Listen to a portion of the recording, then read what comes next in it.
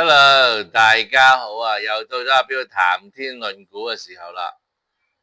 隔咗一排，咁啊，今日做翻段視頻啦。其實近段時間咧，我每日都會見到啲唔同嘅朋友嘅。其實我發現咧，都係嗰一句，聆聽係學到好多嘢嘅。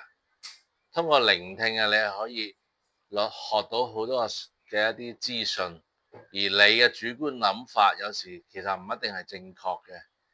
屁股決定腦袋，所以唔好成日都用自己嘅立場嚟諗一啲問題，咪咁樣會對自己嘅有進步會多一啲。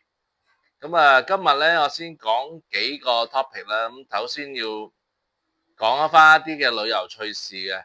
其實有啲朋友問我，你去嗰個地方旅遊有啲咩趣事咧咁樣。咁啊，我想講幾個都幾有趣嘅趣事嘅。咁啊，有一次咧，我就去南極玩，不過呢個已經好耐時間啦，2015年啦，南極玩。咁啊，去南極玩，玩完之後翻嚟，我哋係飛阿根廷，再轉機翻香港嘅。咁但係好好笑嘅事發生啦。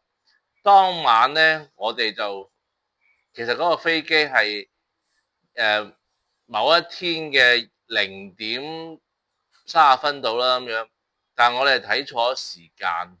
咁我哋成日以為12號0點30分，咁就12號晚上先走啦咁樣，其實應該11號晚就要走噶啦。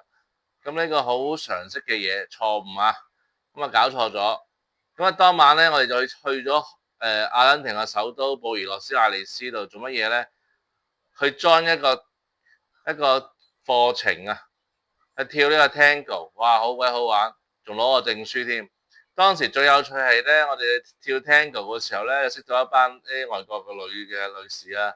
咁啊，我戇居居問佢：喂，你哋係邊個國家嚟㗎？咁啊，佢講咗個國家，當時我係唔明啊，我唔明呢個咩國家嚟嘅。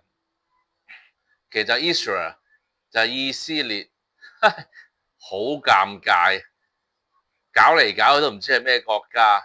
咁啊，唔緊要啦，呢個俾我深刻印象嘅以色列人嚟嘅，你哋係。咁啊，跳完舞之後，咁你好搞笑嘅事發生啦。咁我同我 friend 一齊啦，咁啊又食宵夜，食下宵夜嘅時候，佢有個 friend 留一個 WeChat 俾佢，問佢：喂，點解我哋仲可以通 WeChat 嘅？正常你應該喺飛機入邊喎，大鬼喎，原來 miss 咗班機添。於是咧，我個 friend 咧突然間同我講：喂，死啦！之後我要翻去有個會要開，好重要喎咁啊。咁之後咧，我哋就第二日我哋走咗去機場，就同佢講。可唔可以miss 咗一班機，而家坐翻下一班，即係第二日嘅下一班走啊咁樣。